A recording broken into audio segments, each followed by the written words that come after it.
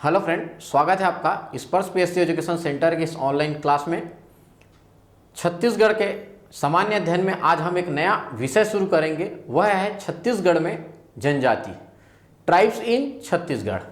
बहुत महत्वपूर्ण विषय होता है छत्तीसगढ़ के सामान्य अध्ययन के सब्जेक्ट के पॉइंट ऑफ व्यू से, क्योंकि इस सब्जेक्ट का यह एक फायदा है, छत्तीसगढ़ में जनजाति पढ़ने का एक फायदा है। हार्डली 8 से 9 लेक्चर में मैं छत्तीसगढ़ में जनजाति आपको अच्छे से समझा दूंगा। और इसका एक सबसे अच्छा बेनिफिट ये है कि मैं हमेशा बोलता हूं, जिस प्रकार सीजीजीएस से हमारे सीजीपीएससी प्री पेपर 1 में अगर 50 क्वेश्चन सीजीजीएस से आने वाले हैं तो लगभग 9 प्रश्न ये सिर्फ जनजातियों से होकर आने वाले हैं। सिर्फ ट्राइब्स इन छत्तीसगढ़ से 9 प्रश्न पूछे जाएंगे। अपने आप में बहुत महत्वपूर्ण होता है। और अगले 9 से 10 लेक्चर में मैं ट्राइब्स कंप्लीट करा दूंगा, मतलब हर लेक्चर से आपके एक प्रश्न बनेंगे। कितनी अच्छी बात है, हर लेक्चर से आप एक प्रश्न बना सकते हैं, 2 मार्क्स गेन कर सकते हैं। थोड़ा सा इसके नाम, क्योंकि बस्तर के क्षेत्र के बारे में पढ़ना है, सरगुजा क्षेत्र के बारे में पढ़ना है, उन लोगों के बारे में पढ़ना है जो हमारे बीच नहीं रहते हैं, तो डेफिनेटली थोड़ा उस नामों को पढ़ने में, उनके कल्चर को पढ़ने में, उनके विवाह पद्धति को पढ़ने में कुछ विविध प्रकार के नाम जानने को मिलते हैं। थोड़ा अटपटा सा लगता है नाम, तो बच्चों को शुरुआत में याद करने में थोड़ा सा परेशानी होता है। फिर भी यदि हम 8 से 9 लेक्चर को यदि हम पढ़ लें तो आपके 9 प्रश्न बनते हैं। और मैं आपको गारंटी दे रहा हूं, आप मेरे साथ बने रहिए अगले 9 वीडियो लेक्चर के साथ, छत्तीसगढ़ में ट्राइब्स के 9 लेक्चर के साथ। मैं आपको गारंटी देता हूं इस 9 में से एटलीस्ट 8 तो मैं जरूर आपसे बनवा दूंगा। इसकी गारंटी है, यहीं से आएंगे। और याद करने का भी मैं एकदम उचित तरीका बताऊंगा। मैप के माध्यम से हम ट्राइब्स को कैसे याद कर सकते हैं, इसका मैं बहुत अच्छे तरीके से आपको एक नया उपाय बताऊंगा। डेफिनेटली आपके लिए बहुत कारगर साबित होगा। क्लियर है? तो हम शुरुआत करते हैं छत्तीसगढ़ में ट्राइब्स के बारे में। और याद रखेंगे, हम अगले 9 लेक्चर में ये 9 मार्क्स प्राप्त करना, 9 क्वेश्चन बनाना सीखेंगे कि उस हर साल सीजीपीएससी में जो 9 से 10 प्रश्न पूछे जा रहे हैं वो कैसे पूछे जा रहे हैं और उसके किस प्रकार से आपको आंसर करना है। क्लियर है? चलो भाई, ट्राइब्स पढ़ते हैं। अच्छा, एक बात और याद रखेंगे, हमारे यहाँ ट्राइब्स भी है, हमारे यहाँ शेड्यूल कास्ट भी है, हमारे यहाँ ओबीसी भी है, हमारे यहाँ जनरल भी है। लेकिन हमको सिर्फ ट्राइब्स के बारे में पढ़ने का क्यों जरूरत पड़ जाता है? सीजीपीएससी के सिलेबस में अलग से ट्राइब्स क्यों रखा गया है? क्योंकि दोस्त, इसका एक बहुत बड़ा कारण है। नंबर 1, छत्तीसगढ़ में जितना भी पॉपुलेशन है उसका लगभग 1/3 हिस्सा, 1/3 पॉपुलेशन ट्राइब्स है, जनजाति है। और दूसरा एक और कारण यह है कि वह जो ट्राइब्स है वो छत्तीसगढ़ के मूल निवासी है। बाकी जितने भी लोग जनरल लिखे, ओबीसी लिखे, शेड्यूल कास्ट लिखे, ये कभी ना कभी आर्य हैं। ये पश्चिमी देशों से आए हुए हैं। आज से 1000 साल पहले, 1500 साल पहले पश्चिमी देशों से आए हुए हैं। जो छत्तीसगढ़ में जनजाति है वही छत्तीसगढ़ के मूल निवासी है। और आप देखते होंगे, तीसरा सबसे बड़ा कारण बताता हूं जनजाति को विशेष तौर से सिलेबस में डालने का। तीसरा सबसे बड़ा कारण है, हम अपने छत्तीसगढ़ को जब राष्ट्रीय अंतर्राष्ट्रीय स्तर पर रिप्रेजेंट करते हैं और हम अपने छत्तीसगढ़ की संस्कृति रिप्रेजेंट करते हैं, तो याद रखना, हम अपने जनजातीय संस्कृति के माध्यम से छत्तीसगढ़ को रिप्रेजेंट करते हैं। अन्य राज्यों में राष्ट्रीय स्तर पर, अंतरराष्ट्रीय स्तर पर छत्तीसगढ़ को एक जनजाति बाहुल्य राज्य के रूप में जाना जाता है। अगर हम किसी मेहमान का स्वागत करते हैं, सरकारी आयोजन होता है, तो उनको जनजाति गीत सुनाकर, जनजाति नृत्य दिखाकर हम उनका स्वागत करते हैं। कई बार आप राज्योत्सव जब मनाया जाता है या प्रधानमंत्री का स्वागत किया जाता है या किसी और राहुल गांधी जैसे व्यक्ति का स्वागत किया जाता है, जब वो नेता पहुंचते हैं या कोई राष्ट्राध्यक्ष जैसे लोग पहुंचते हैं, तो उन लोगों का स्वागत हम अपने जनजातीय संस्कृति के माध्यम से करते हैं। क्यों? क्योंकि छत्तीसगढ़ का पहचान एक जनजाति बाहुल्य राज्य के रूप में है। मतलब जनजातियों की संस्कृति ही छत्तीसगढ़ की संस्कृति है। इसीलिए विशेष तौर पर जनजाति से विशेष प्रावधान रखा जाता है और लगातार इनसे लगभग हर साल सीजीजीएस के 50 प्रश्न में से 9 से 10 प्रश्न जनजातियों से ही पूछे जाते हैं। क्लियर है दोस्त? तो बहुत इंपॉर्टेंट है छत्तीसगढ़ में जनजाति पढ़ने का भी एक विशेष महत्व है, क्योंकि हमारे भारतीय संविधान में इसके लिए विशेष प्रावधान भी किया गया है। मैं बहुत ज़्यादा डिटेल से संविधान पढ़ाते समय इनके बारे में और बताता हूँ। चलो भाई, तो हमारे अब माइंड में प्रश्न आएगा, सबसे पहले आएगा सर ये जनजाति है क्या? ये जनजाति है क्या? किसको हम जनजाति कहते हैं, किसको हम जनजाति कहेंगे, या किसको हम जनजाति नहीं है ऐसा कहेंगे? सीधी सी बात। और मैं आपको ये भी बता दूं, CGPSC 2018-2019 के मेंस परीक्षा में लगातार पहला ही प्रश्न दोनों साल यही है, जनजाति की परिभाषा लिखिए। तो सबसे पहले आप समझिएगा जनजाति क्या है। अच्छा, मैं जैसी जनजाति बोल रहा हूं आपको वो लोग दिख रहे होंगे जो थोड़े से लगेंगे, थोड़े से पिछड़े हुए लोग लगेंगे, हमसे थोड़ा अलग दिखेंगे, उनका वेशभूषा ऐसा अलग दिखेगा, ऐसा दिखेगा जैसे वो जंगलों में रह रहे हैं, गांव में रह रहे हैं, ऐसे लोग आपको इमेजिन होना शुरू हो रहा है, लेकिन वो अलग बात है। जनजाति की परिभाषा के बारे में हम चर्चा करें तो मैं आपको इनकी संवैधानिक भाषा बताता हूं, संवैधानिक भाषा बताता हूं। ऐसे ऐसे जाति समूह, भारत देश के ऐसे ऐसे जाति समूह जो संविधान के सूची नंबर, अनुसूची नंबर, सूची नंबर, या हम बात करेंगे ऐसे ऐसे जाति समूह जो संविधान के अनुच्छेद नंबर 342 के तहत सूचीबद्ध है, सूचीबद्ध है, शेड्यूल्ड है, वह सब शेड्यूल्ड ट्राइब है। जो शेड्यूल है, किस में शेड्यूल है? आर्टिकल नंबर 342 में शेड्यूल है, वो सब अनुसूचित जनजाति है। जैसे कि हम संविधान के अनुच्छेद नंबर 342 की बात करें, यहां पे ऐसा पूरा जनजातियों का लिस्ट बना हुआ है, जैसे यहीं पे नाम लिख दिया गया, ये शेड्यूल लिस्ट है समझो, गोड़ लिख दिया गया। अगर गोड़ इस लिस्ट में है तो गोड़ ट्राइब्स है। गोड़ अगर संविधान के अनुच्छेद नंबर 342 में गोड़ शब्द लिखा हुआ है तो वो अनुसूचित जनजाति है। अगर उराव लिखा हुआ है तो अनुसूचित जनजाति है। अगर हम बात करें यहाँ कंवर लिखा हुआ है तो अनुसूचित जनजाति है। जैसे मैं चंद्राकर लिख रहा हूं, चंद्राकर इसमें नहीं है, चंद्राकर बाहर लिखा हुआ है, तो मैं अनुसूचित जनजाति नहीं हूं। तो जो जो इस लिस्ट में शामिल है संविधान के अनुच्छेद नंबर 342 में, जो जो जनजाति, जो जो जाति सूचीबद्ध है वह सभी अनुसूचित जनजाति है। अभी कवर इसमें सूचीबद्ध है, कभी कभी ऐसा हुआ, इन केस ऐसा हुआ कवर को यहां से इस सूची से निकाल दिया गया तो कवर उसके बाद अनुसूचित जनजाति नहीं रहेगा, लेकिन अभी है। बात समझ में आया? यही इसका वास्तविक कानूनी परिभाषा है, वैध परिभाषा है। यही लाइन आपको लिखना है। क्लियर है? बात समझ में आए? अगर हम ये नहीं बताएंगे, अनुच्छेद 342 का बात नहीं बताएंगे तो वह परिभाषा कंप्लीट नहीं होगा और हमको वो जो 2 मार्क्स पूछा गया है वो 2 मार्क्स नहीं मिलेगा। एक बात और पूछा जाता है, किसी जाति को इसमें रखना है, किसी जाति को इसमें रखना है या किसी जाति को इससे बाहर निकालना है, ये कौन डिसाइड करेगा? प्रेसिडेंट ऑफ इंडिया, भारत का राष्ट्रपति। भारत के राष्ट्रपति को यह अधिकार है कि वो किसी जाति को इस सूची में रख सकता है या किसी जाति को इस सूची से बाहर कर सकता है। तो अनुच्छेद नंबर 342 में सूचीबद्ध सभी जातियां अनुसूचित जनजातियां है, यही आपको लाइन लिखना है। मैं कई जगह यह पढ़ाते भी देखा हूं या कई स्टूडेंट जो दूसरे जगह से पढ़ गया उनके कॉपी में भी देखा हूं, ऐसे लोग जो पहाड़ों में रहते हैं, ऐसे लोग जो पिछड़े हुए हैं, ग्रामीण अंचल में रहते हैं, आदि मानव जैसे हैं, वह सब अनुसूचित जनजाति है। ये सब क्या है? ये सब फालतू बात है। ये सब लोग अपने से परिभाषा बना दिए, क्योंकि हम जनजाति देखते हैं उन लोग का पहाड़ों में रहना दिखता है, उनका अलग से वेशभूषा दिखते हैं, पिछड़े हुए लोग दिखते हैं, समाज की मुख्य धारा से अलग दिखते हैं, वो सब बात अलग है। लेकिन आप क्या याद रखेंगे? अनुच्छेद 342 में आर्टिकल नंबर 342 में शेड्यूल्ड सभी जातियां अनुसूचित जनजातियां हैं। याद रहेगा? मैं उम्मीद कर रहा हूं मैं जो समझाना चाह रहा हूं उसको आपको समझ में आएगा। और ये बहुत बड़ा प्रश्न है, इंटरव्यू में भी बार बार यह प्रश्न पूछा जाता है, इंटरव्यू में भी बार बार पूछा जाता है और वो आपसे सुनना चाहते हैं आप प्रॉपर तरीके से कानूनी भाषा का प्रयोग कर रहे हो या नहीं कर रहे हो, या बस यही बोल रहे हो कि जो पिछड़ा हुआ है, पहाड़ों में रहता है, गाँवों में रहता है, ये सब फालतू बात। क्लियर है? चलो, तो ये है अनुसूचित जनजातियां। 342 को आप याद रखेंगे। एक वीडियो लेक्चर और बनेगा इसके लिए कि हमारे संविधान में अनुसूचित जनजातियों के लिए कहां कहां पे किस किस प्रकार का प्रावधान है। क्लियर है? उनके बारे में भी हम चर्चा करेंगे। चलो भाई, अब छत्तीसगढ़ में हम जनजातियों के बारे में चर्चा करते हैं। जनजातियों के आज का हमारा पूरे का पूरा वीडियो लेक्चर, यह जो पहला वीडियो लेक्चर है जनजातियों से संबंधित, इसमें हम जनजातियों की छत्तीसगढ़ में स्थिति के बारे में चर्चा करेंगे, उनकी जनसंख्या के बारे में हम चर्चा करेंगे।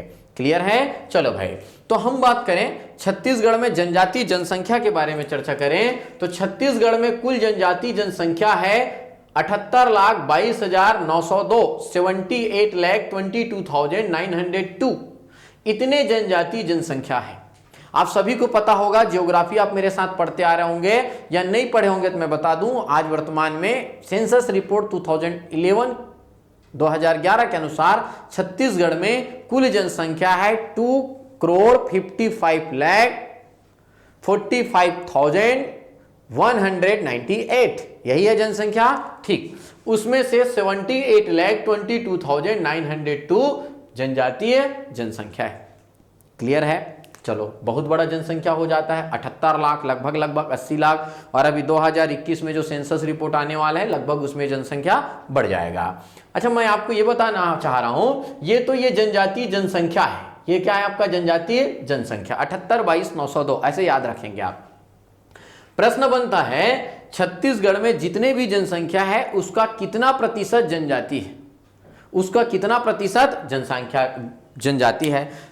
प्रतिशत निकालना बहुत आसान है। ये जनजाति का जनसंख्या है और टोटल जनसंख्या कितना है? 2, 55, 45, 1, 98। ये टोटल जनसंख्या है। इसमें डिवाइड करके आप 100 से मल्टीप्लाई करके निकाल लोगे, आप निकाल सकते हो, आप कैलकुलेट कर सकते हो। छत्तीसगढ़ में जितना भी पॉपुलेशन है उसका 30.62%, 30.62% जनसंख्या जनजाति है। Very very important. इससे ज्यादा महत्वपूर्ण इस पूरे के पूरे सेक्शन में कुछ भी नहीं है।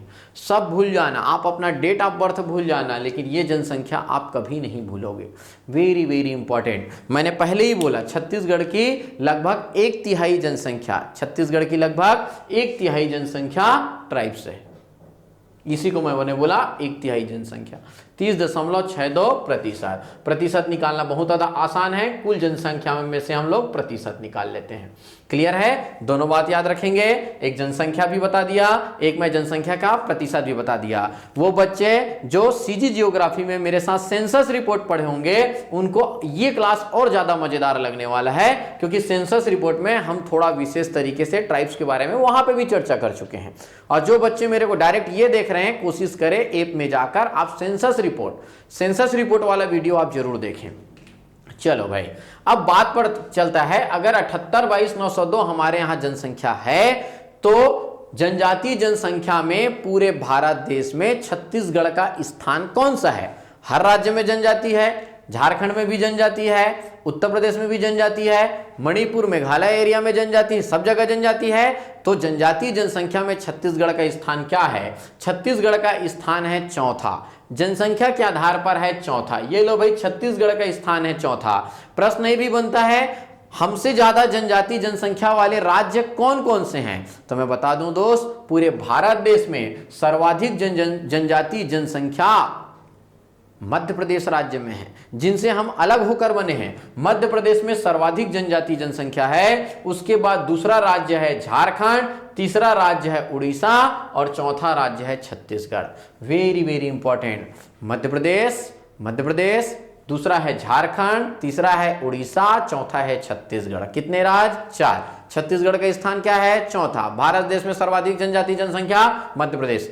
और आप सोचो दोस्त, आज से 20 साल पहले जब ये मध्य प्रदेश और छत्तीसगढ़ एक ही थे, दोनों मिलाकर जब मध्य प्रदेश कहा जाता था, तो और जनजाति जनसंख्या कुछ इतना ऊपर रहा होगा जिसकी तुलना में बाकी राज्यों की चर्चा ही नहीं की जा सकती। मतलब ये जो पूरा बेल्ट है, अच्छा ये चारों राज्य जुड़े हुए हैं, आप इमेजिन करके देखो। आप झारखंड भी जुड़ा है, उड़ीसा भी जुड़ा है, छत्तीसगढ़ भी जुड़ा है और मध्य प्रदेश भी जुड़ा हुआ है। मतलब यह जो पूरा एरिया है यह ट्राइब्स वाला बेल्ट है, पूरे का पूरा जनजाति वाला बेल्ट है। और एक बात और याद रखेंगे, सिर्फ मैं बोल रहा हूं, ज्यादा जोर मत देना इसमें, याद रखना यही वो 4 राज्य हैं। भारतीय संविधान के अनुसार यही वो 4 राज्य हैं जब इन चारों राज्यों में कोई भी मंत्री परिषद का गठन किया जाएगा तो राज्यपाल को, वहां के राज्यपाल को यह ध्यान रखना होगा कि उस मंत्री परिषद में कम से कम एक जनजातीय मंत्री निश्चित ही हो।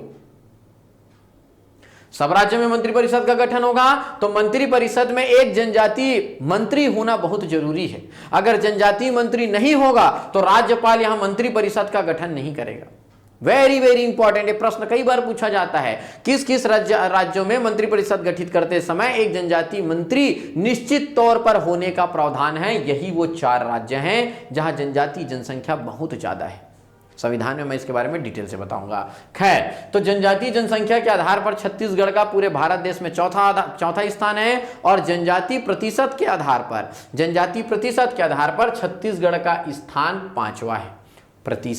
प्रतिशत आप समझ होंगे, टोटल पॉपुलेशन में से वहां पे रहने वाले जनजातियों के आधार पर। अगर हम इसमें चर्चा करें, देखो हमारे छत्तीसगढ़ में 30.62% जनसंख्या जनजाति है और उस आधार पर यह 5वां स्थान। ये लो भाई 5वां स्थान। अब प्रश्न बनता है, अगर छत्तीसगढ़ 5वें स्थान पर है तो और कौन कौन से राज्य हैं? जैसे कि मणिपुर की बात करता हूं। मणिपुर में जितना भी पॉपुलेशन है, एक तो मणिपुर है ही छोटा सा देश, तो वहां पे जनजातीय जनसंख्या कम तो है लेकिन जितने लोग हैं वो सभी के सभी जनजाति हैं। मतलब यहां का लगभग 80% जनसंख्या जनजाति है। छोटा सा राज्य है। पूरे का पूरा पूर्वांचल वाला अगर आप एरिया देखेंगे, 7 सिस्टर्स राज्यों की मैं बात करूं, असम, अरुणाचल प्रदेश, मेघालय, मणिपुर, त्रिपुरा, नागालैंड जैसे राज्यों की बात करूं, पूरे का पूरा वो जनजातीय बेल्ट है। तो मणिपुर की 80% जनसंख्या जनजाति है।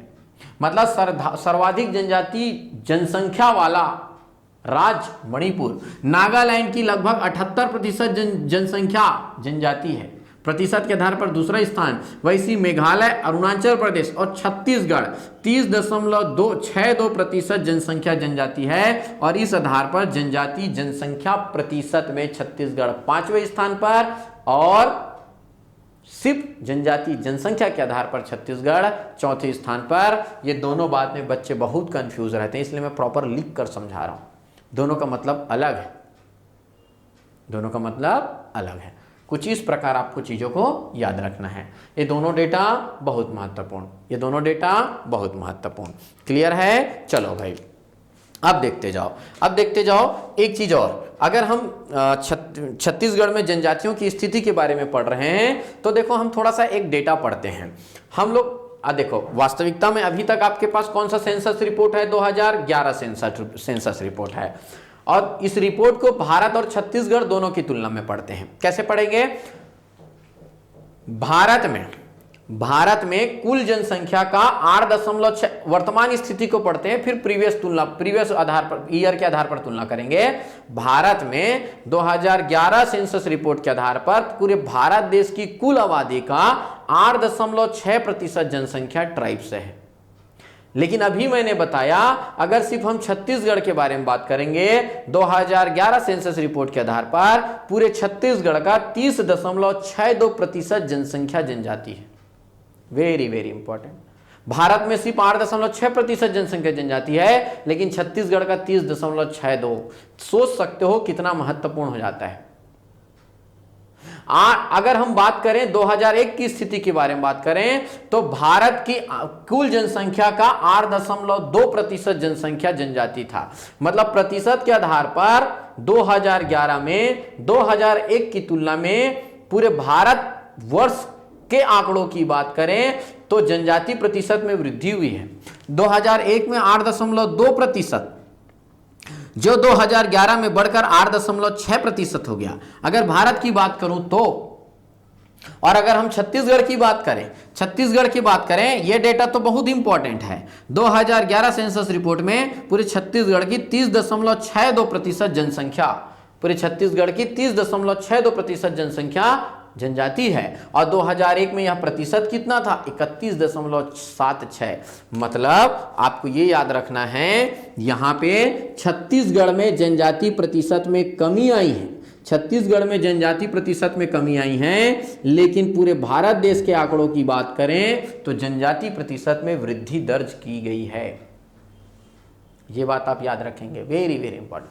अब ये लेटेस्ट ईयर को तो आप कभी नहीं भूलेंगे, 2011 का रिपोर्ट कभी नहीं भूलेंगे, ठीक है। तो भारत की तुलना में पूरे भारत देश की बात करें, जनजातियों की संख्या कम है, क्योंकि देखो यहां पे मैंने बता तो दिया, एक बात याद रखेंगे, मणिपुर नागालैंड जैसे राज्यों में 80%, 78% जनसंख्या है, जनजातियों का जनसंख्या प्रतिशत इतना है। लेकिन कुछ ऐसे भी राज्य हैं जहां पे जनजाति जनसंख्या ही नहीं है। उदाहरण के तौर पर मैं आपको बता देता हूं, पंजाब, या हम बात करेंगे हरियाणा, ये कुछ ऐसे राज्य हैं जहां पे जनजाति जनसंख्या लगभग ना के बराबर है, यहां जनजाति है ही नहीं।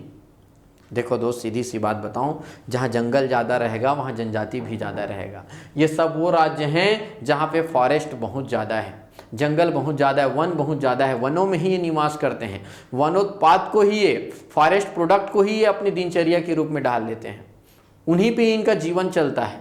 तो जहाँ जंगल ज़्यादा रहेगा, जिस क्षेत्र में पहाड़ ज़्यादा होंगे, वहाँ पे आपके जनजाति ज़्यादा रहेंगे। सीधी सी बात यही है। ये ऐसे राज्य हैं जहाँ जनजाति ही नहीं है, लगभग ना के बराबर है। ये डेटा आप याद रखेंगे। पूरे भारत देश की 8.6% और छत्तीसगढ़ का 30.62% जनसंख्या जनजाति है। अच्छा, आपको यह भी बता दूं, पूरे भारत देश में जितने भी जनजाति हैं उसका 6.2% जनजाति छत्तीसगढ़ में है। पूरे भारत देश में अगर 100 जनजाति हैं तो 6.2 जनजाति छत्तीसगढ़ में है। प्रतिशत के आधार पर बता रहा था, ये बात भी आप याद रखेंगे। ये सब बहुत महत्वपूर्ण डेटा है। अब हम लोग जनजाति से सेक्स रेशियो के बारे में बात करेंगे, जनजाति लिंगानुपात के बारे में बात करेंगे। और आप सभी जानते होंगे, इसीलिए मैं बोल रहा हूं लिंगानुपात, ये सब जो चीजें मैं प्रयोग कर रहा हूं, अगर आप मेरा छत्तीसगढ़ सेंसस रिपोर्ट वाला अगर आप वीडियो लेक्चर देखेंगे तो यह क्लास और ज्यादा मजेदार बनेगा आपके लिए। आज मैं सिर्फ स्पेशली जनजातियों में लिंगानुपात की बात कर रहा हूं, जनजाति ट्राइब्स सेक्स रेशियो की बात कर रहा हूं। और सेक्स रेशियो हमेशा किसमें काउंट किया जाता है दोस्त? 1000 पुरुषों में। किसमें काउंट किया जाता है? 1000 पुरुषों में। अगर हम जनजातियों में बात करें तो 1000 पुरुष की तुलना में वहां पे 1020 महिलाएं हैं। मतलब पुरुषों की संख्या कम है जनजातियों में, महिलाओं की संख्या ज्यादा है। पुरुषों की संख्या यदि 1000 है तो महिलाओं की संख्या 1020 है। Very very important. जनजाति लिंगानुपात। जनजाति क्या हमसे ज्यादा समझदार हैं? क्या उसमें शिशु बालिका मृत्यु दर नहीं है? क्या उनकी हत्याएं नहीं की जाती? क्या हमसे ज्यादा समझदार हैं या हम कम पढ़े लिखे हैं? हमारे मैदानी क्षेत्र में रहने वाले लोगों के बीच में अगर हम देखेंगे बालिका हत्या ज्यादा देखी जाती है, लेकिन अगर हम जनजातियों की बात करेंगे उसमें अगर मातृत्व प्रधान समाज है, मातृत्व प्रधान समाज कहा जाता है उनको, महिलाओं की स्थिति ज्यादा सम्मानजनक है जनजातियों में। यहीं से आपको स्थिति पता चल जाता है। अगर जनजातियों में 1000 मेल हैं तो 1020 फीमेल है। सबसे अच्छी स्थिति में जनजाति रहते हैं सेक्स रेशियो के नाम पर। हाँ, लेकिन एक चिंता वाली बात क्या है, अगर हम जनजाति लिंगानुपात 0-6 की बात करेंगे, इसी को हम लोग शिशु लिंगानुपात कहते हैं। बच्चों में लिंगानुपात 2 तरीके से कैलकुलेट किया जाता है, एक वयस्कों में और एक बच्चों में। जनजाति लिंगानुपात 0-6 कहा जाता है, या इसी को जनजाति शिशु लिंगानुपात कहेंगे। अगर जनजाति शिशु लिंगानुपात की बात करेंगे तो यह स्थिति थोड़ा चिंताजनक है कि वहां पे 1000 पुरुषों के जगह में 1000 पुरुषों में 1000 बालकों में 992 बालिका है। 992 बालिका है। मतलब बच्चों में लड़के ज्यादा हैं, लड़कियां कम हैं। 1000 लड़कों में मात्र 992 लड़कियां हैं। वैसे सही मायने में बात करूं, पूरा भारत देश का शिशु लिंगानुपात बहुत खराब होते जा रहा है। भविष्य में और ऐसा कुछ हो रहा है जिससे लड़कों की संख्या बढ़ रही है, लड़कियों की संख्या कम हो रही है। ऐसा कुछ हो रहा है। क्लियर है? तो जनजातियों में लिंगानुपात बहुत ही सम्मानजनक स्थिति पर है। उसमें हमेशा लिंगानुपात ज्यादा रहता है। पुरुषों की संख्या कम होती है, महिलाओं की संख्या ज्यादा होती है। इन सब बात को आप याद रखेंगे। हाँ, जनजातियों में एक बहुत बड़ा चिंता का विषय रहता है जनजाति शिक्षा का प्रतिशत, लिटरेसी रेट। शिक्षा का प्रतिशत, क्योंकि आप सभी जान सकते हो जंगलों में रहते हैं, छोटे छोटे 8 घर 10 घर का ऐसा गांव बना रहता है, पहाड़ों में रहते हैं, उन लोग पढ़ना लिखना नहीं जानते। बाद में बताऊंगा, उन लोग स्कूल जाने के बजाय उन लोग युवा गृह जाना ज़्यादा पसंद करते हैं। तो ऐसे बहुत सारी चीज़ें मैं डिस्कस करूंगा, आगे की वीडियो लेक्चर में देखेंगे। जनजातियों में पढ़ाई लिखाई का ज़्यादा प्रचलन नहीं है। उन लोग को लगता है ज़्यादा बच्चे पढ़ लिख लेंगे तो वेस्टर्न कल्चर अपना लेंगे। जनजातियों में सबसे ज़्यादा 2 चीज़ें बहुत परेशान करने वाली बात होती है। नंबर 1 वह है शिक्षा का प्रतिशत, लिटरेसी रेट, और दूसरा है कुपोषण की स्थिति। कुपोषण की स्थिति, उसके बारे में हम योजनाओं में चर्चा करेंगे। अभी हम जनजाति शिक्षा प्रतिशत बात करेंगे। ये सब जितना भी मैं डेटा बता रहा हूं, सेंसस रिपोर्ट 2011, जनगणना रिपोर्ट 2011 के आधार पर जनजातीय शिक्षा का प्रतिशत है 59.09%। अब भी जो CGPSC का एग्जाम हुआ है 2 महीने पहले, मेंस का परीक्षा, उसमें यह प्रश्न पूछा गया था। जनजातियों में शिक्षा का प्रतिशत है 59.09%, मतलब लगभग 60% ही ऐसे लोग हैं जो किसी एक भाषा को पढ़ सकते हैं और उसके बारे में लिख सकते हैं। किसी एक भाषा को पढ़ सकते हैं और उसके बारे में लिख सकते हैं, इसको साक्षरता माना जाएगा। साक्षरता मानने का आधार ही यही है। और 40% ऐसे लोग हैं जनजातियों में जो ना तो पढ़ सकते हैं और ना ही लिख सकते, बस अंगूठे से काम चल रहा है, जहां जरूरत पड़ रहा है या अब तो उसका भी काम नहीं पड़ता, क्योंकि उन लोग गांवों में रहते हैं, उनको प्रशासन से, शासन से, सरकार से कोई मतलब नहीं है। अबूझमाड़ क्षेत्र में रहने वाले जनजाति, आज तक उन लोग किसी सरकारी कर्मचारी से नहीं मिले, उनको मतलब ही नहीं है। उन लोग अपना शिकार कर रहे हैं, रह रहे हैं, जी रहे हैं। अबूझमाड़ जनजाति के बारे में डिटेल से पढ़ाऊंगा। वो आज भी ऐसे जनजाति जो कपड़े नहीं पहनते, बहुत पिछड़ी हुई जनजाति है, बाद में चर्चा करेंगे। तो लोग पढ़ते ही नहीं है। तो मेरे कहने का मतलब है, जनजातीय शिक्षा की प्रतिशत की बात करें तो छत्तीसगढ़ में 59.09% जनजाति शिक्षित हैं। उसमें भी अगर हम मेल और फीमेल में कैटेगराइज करेंगे, पुरुष साक्षरता दर और महिला साक्षरता दर, तो हमेशा से हमारे समाज का यही स्थिति रहा है, आज भी यही स्थिति है। पुरुषों में साक्षरता दर थोड़ा ज्यादा रहता है, महिलाओं में साक्षरता दर कम रहता है। तो पुरुषों में साक्षरता दर है 69.67%, मतलब लगभग 70%। जनजातियों के लगभग 70% पुरुष साक्षर हैं, और वहीं पे अगर महिला साक्षरता दर की बात करें 48.76%, मतलब लगभग अगर मैं बोल दूं 50% महिलाएं ऐसी हैं जो किसी एक भाषा को पढ़ने और उनके बारे में लिखना जानती है, बाकी 50% कुछ नहीं जानते। और दोनों का अगर औसत निकालेंगे कितना निकल रहे हैं, 59.0%। बहुत ही चिंताजनक स्थिति है। मतलब जितनी तारीफ हम जनजाति लिंग अनुपात की करेंगे, उतना ही ज्यादा चिंताजनक स्थिति आ जाता है जनजाति शिक्षा। बहुत क्लियर है। चलो भाई, एक चीज अब आपको समझ में आया होगा, ये सब मैं सेंसस रिपोर्ट पढ़ रहा हूं। अगर हम बात करें, छत्तीसगढ़ में कुल 42 समूहों में जनजाति है। छत्तीसगढ़ में कुल 42 समूहों की जनजाति है। 42 समूह हैं। ये प्रश्न तो अनगिनत बार पूछा गया है, ये प्रश्न अनगिनत बार इसी साल पूछा गया था। अभी CGPSC प्री का यह प्रश्न था। 42 समूह हैं, जैसे कि गोड़ एक समूह है, कंवर एक समूह है, भतरा एक समूह है, उराव एक समूह है। बहुत बच्चे लग रहा होगा सर क्या क्या बोल रहे हैं, ये सब जनजातियां हैं। अभी कल के क्लास से, अगले वीडियो लेक्चर से आप सब यही पढ़ने वाले हैं। तो मैं आपको ये बताना चाह रहा हूं, छत्तीसगढ़ में कुल 42 समूहों में जनजाति बटा हुआ है। ये 42 कौन कौन से हैं, हम इसके बारे में भी चर्चा करेंगे। क्लियर है? हाँ, लेकिन आप याद रखेंगे छत्तीसगढ़ में कुल 42 समूहों में जनजाति बटा हुआ है, और जनजातियों के समूह में भी उप समूह होता है। जैसे कि एक उदाहरण देता हूं, मैं बाद में आपको छत्तीसगढ़ की एक जनजाति पढ़ाने वाला हूं। छत्तीसगढ़ की सबसे बड़ी जनजाति गोड़। अगर गोड़ एक समूह है तो इसके उप समूह आ जाएंगे आपके अबूझमाड़िया। ये लो भाई, माड़िया, अबूझमाड़िया। या इसके एक समूह आएगा जिसका नाम रहेगा मुड़िया, या एक समूह रहेगा माड़िया। गोड़ एक समूह है और ये अपने अलग अलग उप समूहों में बटा हुआ है। उप समूहों में बटा हुआ है। बाद में सबको मैं डिटेल से बताऊंगा कि समूह और उप समूह कैसे कैलकुलेट करेंगे, क्योंकि एक ही क्लास में पूरा जनजाति समझा पाना इम्पॉसिबल है। तो छत्तीसगढ़ में कुल 42 समूह में जनजाति है, और अगर हम बात करेंगे कुल उप समूह की बात करेंगे तो छत्तीसगढ़ में जनजातियां कुल 161 उप समूह में है। अच्छा, एक चीज और याद रखेंगे, अगर समूह की बात की जा रही है, अगर समूह के बारे में बात की जा रही है, तो मैं बात करूं छत्तीसगढ़, छत्तीसगढ़ का स्थान दूसरा है दोस्त, सेकंड स्थान है, क्योंकि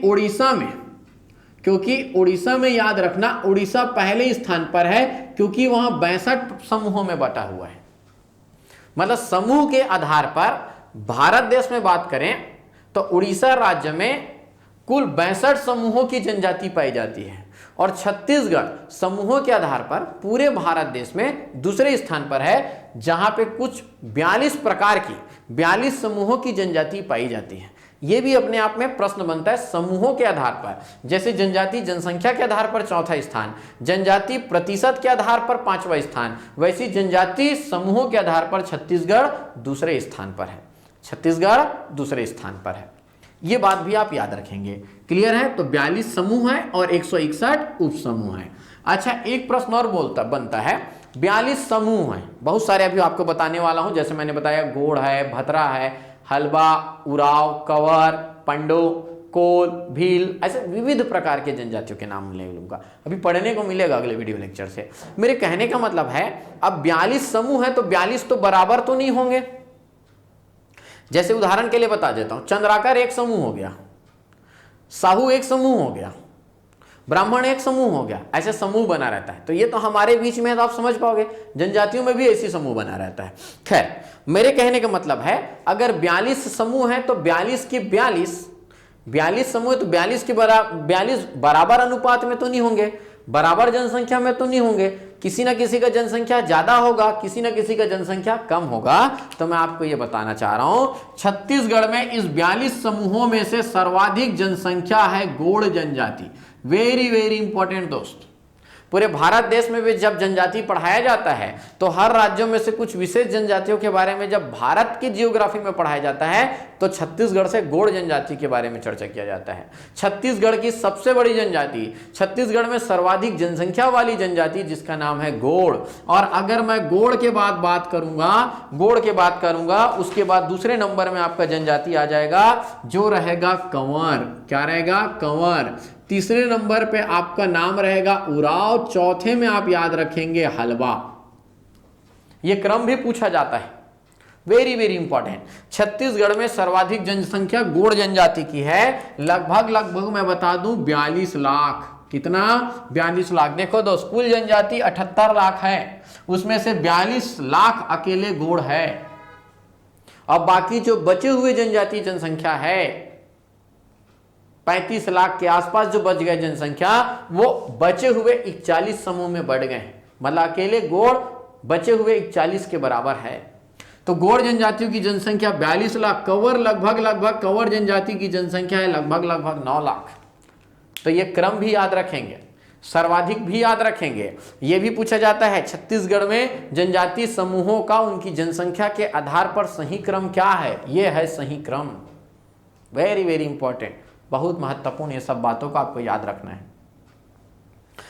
अच्छा, मैं आपको एक चीज भी बताना चाह रहा हूं, अगर हम छत्तीसगढ़ में जनजाति जनसंख्या को जिलों के आधार पर चर्चा करें कि किस जिले में जनजाति जनसंख्या ज्यादा है, किस जिले में जनजाति जनसंख्या कम है, जिलों के आधार पर अगर उसका क्रम बनाने का काम करें, यह भी एक पढ़ने का बहुत बड़ा विषय रहता है। भाई कोई तो ऐसा जिला होगा छत्तीसगढ़ में, जैसे यहाँ राज्यों के आधार पर क्रम बना है, वैसी जिलों के आधार पर क्रम बनता है। किस जिले में जनजाति जनसंख्या ज्यादा है, ये देखो किस जिले में जनसंख्या के आधार पर 78, 22, 902 में सर्वाधिक जनसंख्या कहां पे है। अच्छा, एक और रहेगा प्रतिशत के आधार पर। जब भी प्रतिशत की बात की जाती है, वहां की जनजाति जनसंख्या को वहां की कुल जनसंख्या के रिस्पेक्ट में पढ़ा जाएगा। और जो लोग प्रतिशत नहीं समझ पा रहे हैं, मैथ्स की क्लास पढ़ेंगे, एप्टीट्यूड की क्लास पढ़ेंगे, आप प्रतिशत भी समझ पाएंगे, लेकिन इतना आपको समझना पड़ेगा।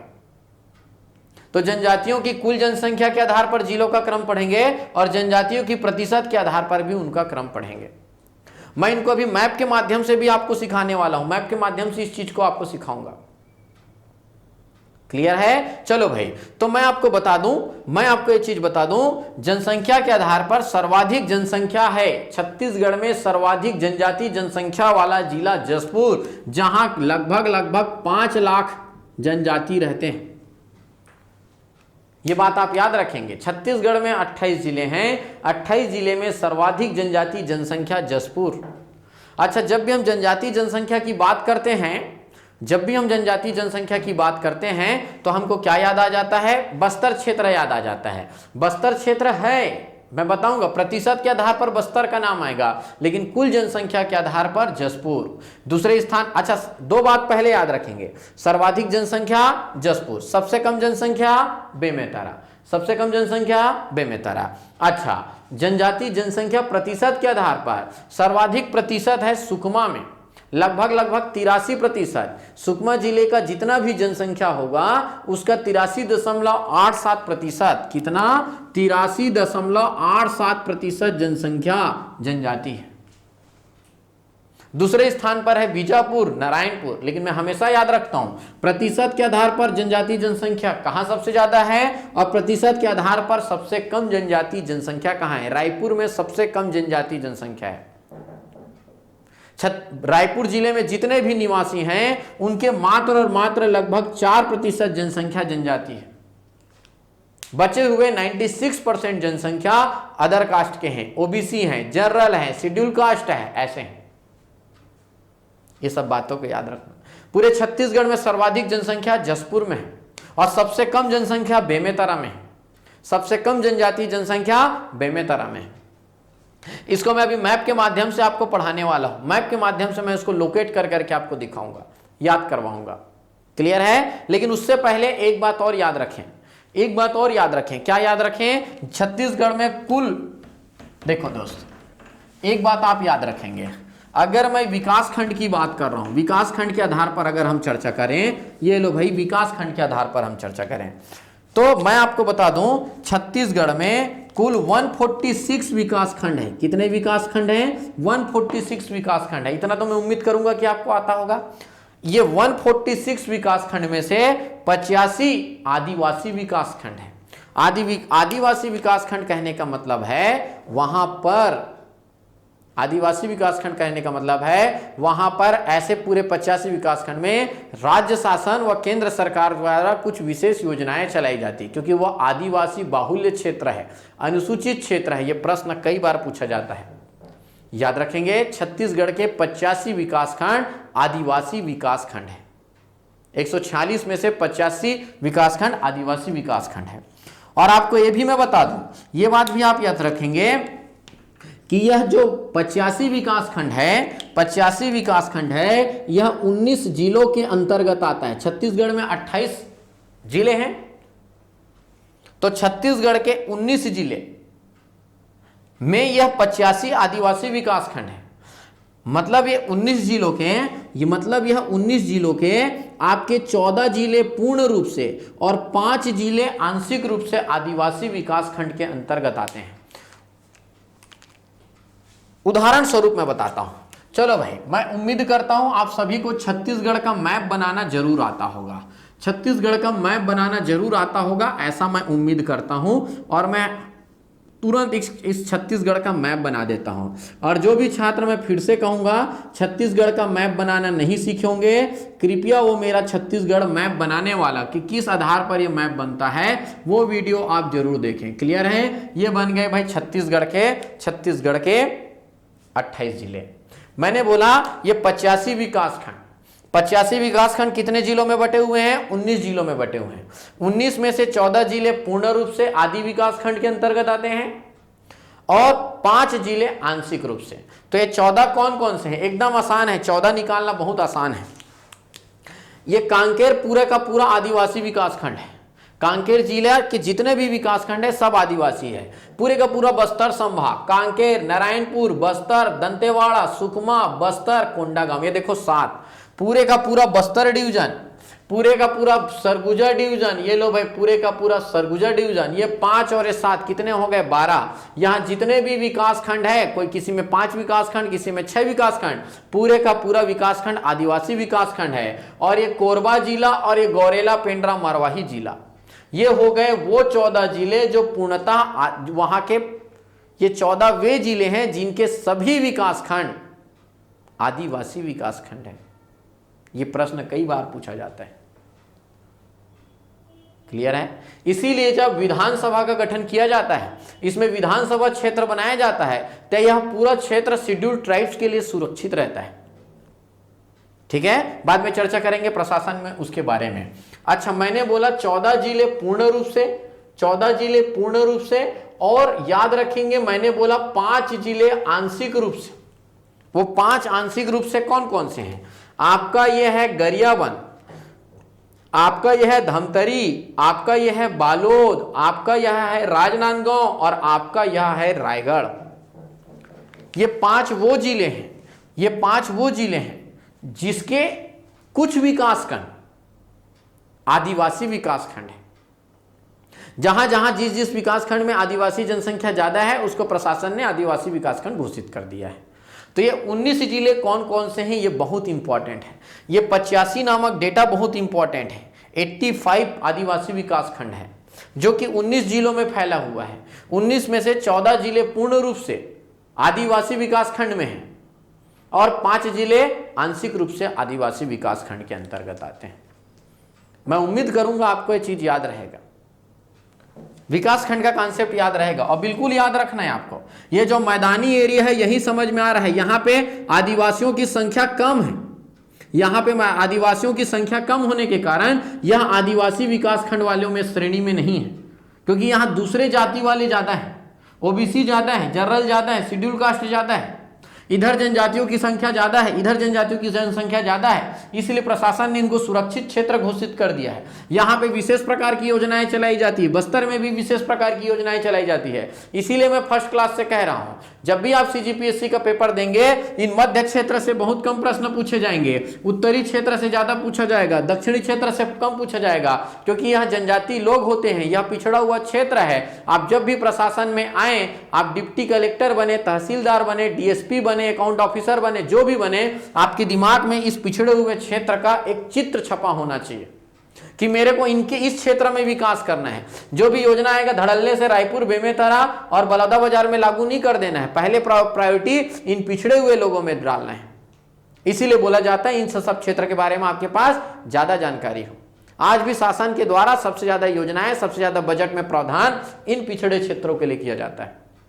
इसलिए शेड्यूल एरिया है, अनुसूचित क्षेत्र है। केंद्र सरकार स्पेशल पैसा भेजता है यहाँ के उन्नयन के लिए, यहाँ पे शिक्षा में विकास के लिए, लोगों के ग्रामीण विकास के लिए, जीवन शैली में सुधार के लिए केंद्र सरकार अलग से प्रावधान करता है, राज्य सरकार तो करता ही करता है, क्योंकि यहाँ ट्राइब्स बहुत ज्यादा है। तो याद रखेंगे, मैं बार बार इतना देर से यही चिल्ला रहा हूं, 85 विकासखंड, वेरी वेरी इंपॉर्टेंट। क्लियर है दोस्त? आप भी बना लेना। ये जो रेड कलर में है वह पूर्ण वाला है, ये जो ब्लैक कलर में है वह आंशिक रूप से है। क्लियर है? चलो अब इस डेटा को थोड़ा पढ़ना शुरू करते हैं, इस डेटा को पढ़ना शुरू करते हैं। देखते जाओ, आप अपने नोट्स में इस चीज को बनाते चलना, ठीक है? चलो इसको बनाते चलना। ये मैं फिर से एक छत्तीसगढ़ का मैप बना लिया, छत्तीसगढ़ का मैं मैप बना लिया। इस छत्तीसगढ़ के मैप में एक चीज याद रखेंगे, मैंने बोला सर्वाधिक जनसंख्या जसपुर में और सबसे कम जनसंख्या बेमेतरा। ये लो भाई, ये मैंने लिख दिया यहाँ पे, यह जिला कौन सा, जिसका नाम क्या है, जसपुर। कौन सा है? जसपुर। और ये जिला मैंने लिख दिया, क्या लिख दिया, बेमेतरा। तो याद रखना इन दोनों के बीच में ये कुछ ना कुछ रिलेशन है, इसको याद रखना। क्या याद रखोगे? ये याद रखोगे कि छत्तीसगढ़ में लगभग 78,22,902 आदिवासी जनसंख्या है, जनजाति जनसंख्या है। इस जनजाति जनसंख्या में सर्वाधिक जनजाति जनसंख्या जसपुर में है। कितना लाख है? 5 लाख। 78 लाख का 5 लाख जसपुर में है, और इस प्रकार सर्वाधिक जनसंख्या वाला जनजाति जनसंख्या वाला जिला जसपुर। बेमेतरा में मात्र और मात्र 37,000, सबसे कम पूरे 28 राज्यों में सबसे कम जनजाति जनसंख्या बेमेतरा में है। ये बात याद रखेंगे। प्रतिशत के आधार पर सबसे ज्यादा सुकमा में और सबसे कम रायपुर में, प्रतिशत के आधार पर अगर हम चर्चा कर रहे हैं तब। क्लियर है? चलो भाई, तो यहां पे याद रखेंगे, यहां पे एक मैं जिला लिख दिया जिसका नाम है सुकमा, आप सभी जानते हो सुकमा, और ये कौन सा जिला है? रायपुर। तो इनके बीच में भी प्रतिशत के आधार पर एक रिलेशन निकलेगा। ये लो भाई, प्रतिशत के आधार पर मैं एक रिलेशन निकाल लिया। याद रखेंगे छत्तीसगढ़ में 30.62% जनजातीय जनसंख्या है, जिसमें से याद रखेंगे 83.87 जनजाति प्रतिशत वाला जिला सुकमा है, और इसके साथ जनजाति प्रतिशत में सर्वाधिक या सबसे बड़ा जिला सुकमा है, और जनजाति प्रतिशत के आधार पर सबसे कम जनजाति प्रतिशत वाला जिला रायपुर है, जहां का 4.3% जनसंख्या जनजाति है। ऐसा कोई प्रावधान नहीं है जहां जनजाति जनसंख्या ज्यादा हो वहीं ही प्रतिशत ज्यादा रहेगा, क्योंकि यह जो प्रतिशत का मामला है वहां के कुल जनसंख्या के ऊपर भी निर्भर करता है। तो जब जनसंख्या की बात करें तो हमेशा एग्जाम हॉल में दिमाग में ये वाला लाइन छपे होना चाहिए, ज्यादा कम, और जब प्रतिशत के आधार पर बात किया जाए तो दिमाग में ये छपा होना चाहिए ऊपर से नीचे, ज्यादा प्रतिशत कम प्रतिशत। तो मैं उम्मीद करूंगा आपको ये पढ़ाने का तरीका समझ में आया होगा। लेकिन इतना बस काम नहीं चलता है, इतना बस काम नहीं चलता है। इसके साथ साथ हमको ये बात भी याद रखना रहता है कि अगर पहला स्थान जसपुर है तो दूसरा क्या है, बस्तर, तीसरा क्या है, रायगढ़। इन सीरीज को भी याद रखना रहता है। तो इस सीरीज को क्या करता हूं, मैं मैप के माध्यम से पढ़ाता हूं, मैप के माध्यम से पढ़ाता हूं। क्लियर है? तो हो सकता है आपको ज्यादा अच्छे से याद रखेगा। इसको आप थोड़ा सा ध्यान रखेंगे, क्योंकि अब मैं बोर्ड साफ करने वाला हूं। तो मैं बोल रहा था कि जो जनजातीय जनसंख्या है उसमें हम ये जान तो लिए कि जनजातीय जनसंख्या में सर्वाधिक जनसंख्या इस जसपुर जिले में है। अच्छा, ये मैप की बात है। जो पहली बार ये वीडियो देख रहे होंगे उनको ये मैप एकदम से समझ में नहीं आएगा भाई। जो बच्चे मेरे साथ ज्योग्राफी से जुड़े हुए हैं या छत्तीसगढ़ के पूरे 28 जिलों को किस प्रकार बॉक्स के माध्यम से रिप्रेजेंट करना है, ये वीडियो देखे होंगे, उनके लिए बहुत आसान है। मैं कोई भी बॉक्स में हाथ रखूंगा, बच्चे समझ जाते हैं ये मुंगेली है, ये बलौदाबाजार है, ये महासमुंद है, समझ जाते हैं। तो जो बच्चे डायरेक्ट ये वीडियो देख रहे हैं उनसे मैं रिक्वेस्ट करता हूँ, यूट्यूब में भी और हमारे ऐप में वो वीडियो डला है मैप वाला, पहले आप वो देखें। अब वापस आ जाते हैं। जनजातीय जनसंख्या में मैंने बोला था सर्वाधिक जनसंख्या है जसपुर जिले में। बहुत अच्छी बात। तो सिर्फ पहले नंबर को याद नहीं रखना है, जनजातीय जनसंख्या में सर्वाधिक जनसंख्या वाला जसपुर जिला है। हमको क्रम याद रखना पड़ेगा, और क्रम में आपको मैं बता दूं, दूसरा जिला कौन सा, अभी मैं लिखा था, दूसरा जिला कौन सा है आपका, बस्तर। ये लो भाई, दूसरा जिला है आपका बस्तर। यहां से हम कहां चले गए, बस्तर। ये लो भाई, यहां से चले गए हम लोग बस्तर, ऐसे याद रखेंगे बस्तर। अच्छा, तीसरा जिला कहाँ है, रायगढ़। ये लो भाई, ये वाला जिला है रायगढ़। मैं ऐसे आ गया, ये जिला कौन सा हमारा, रायगढ़। तीसरा कौन सा है, कोरबा। चौथा नंबर में कौन सा रहेगा, सरगुजा। पांचवें नंबर में कौन सा रहेगा, बलरामपुर। ये कॉन्सेप्ट याद रखेंगे। सर्वाधिक जनसंख्या में पहले स्थान पर जसपुर, दूसरे स्थान पर बस्तर, तीसरे स्थान पर रायगढ़, चौथे स्थान पर कोरबा, पांचवें स्थान पर सरगुजा, छठवें स्थान पर बलरामपुर। मेरे कहने का मतलब है, जब भी जनजातियों में जनसंख्या के आधार पर जिलों का क्रम पूछा जाए तो आप ऊपर ही मेंटेन रहना, एक बार बस नीचे आना, दूसरे नंबर के लिए बस्तर आना, बाकी ऊपर ही मेंटेन रहना। आपके एग्जाम हॉल में भी आपको यही चित्र याद आना चाहिए कि जनसंख्या में सर ने तो ऊपर बताया था, और याद रहेगा भी। ये जो मैप के माध्यम से पढ़ने का यही फायदा है।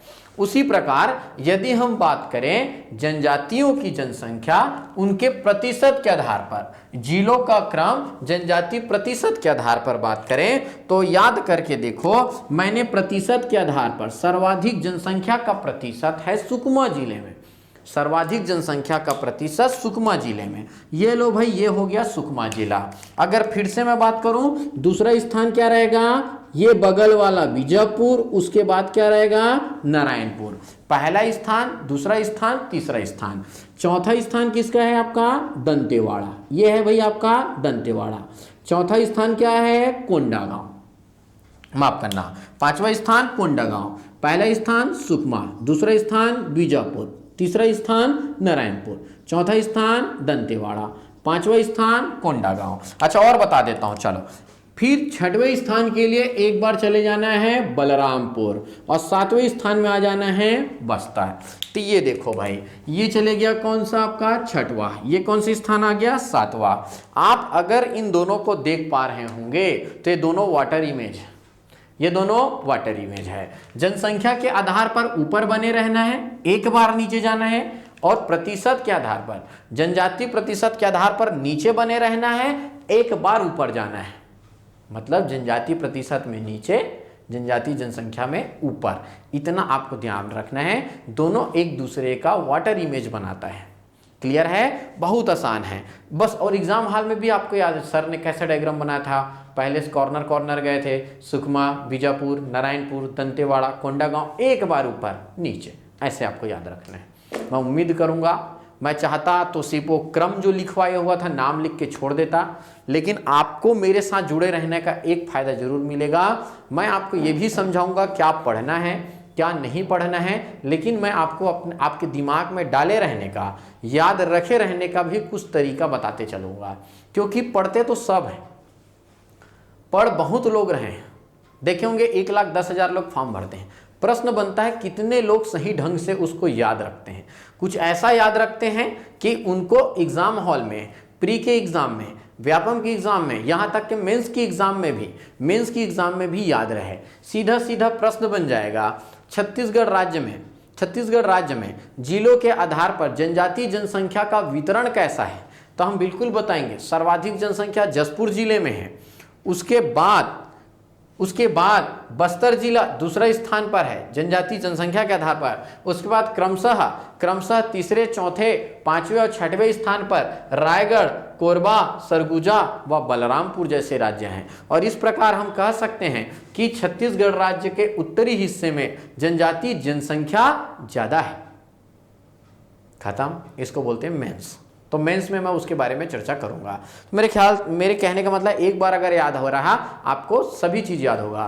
तो ये जितना मैं 1 घंटे का आपका वीडियो लेक्चर लिया, आपको पढ़ाया, मैं आपको बता दूं पिछले 20 सालों का CGPSC में जितने भी अलग अलग एग्जाम हुए सब उठा के देख लो, इसी एक लेक्चर से कम एक प्रश्न तो मिनिमम आएंगे और लगभग 3 प्रश्न तक पूछे जाते हैं। 1 से 3 प्रश्न तक इसी वीडियो लेक्चर से एक ही साल में 3 प्रश्न भी पूछे गए हैं। इतना महत्वपूर्ण वीडियो लेक्चर है, क्योंकि अभी जो मैं क्लास लिया सिर्फ इसमें मैंने जनजातियों की छत्तीसगढ़ में स्थिति बताया। कल के क्लास से जनजाति पढ़ना शुरू करेंगे। इधर कौन से जनजाति है, उधर कौन से जनजाति है, क्या लिखते हैं, क्या खाते हैं, उनका वेशभूषा कौन सा है, गीत, नृत्य, विवाह संस्कार, बहुत ज्यादा डिटेल में चर्चा करेंगे। क्लियर है? तो आपको यह वीडियो कैसा लगा मैं उम्मीद करता हूं आप मेरे को कमेंट करके जरूर बताएंगे।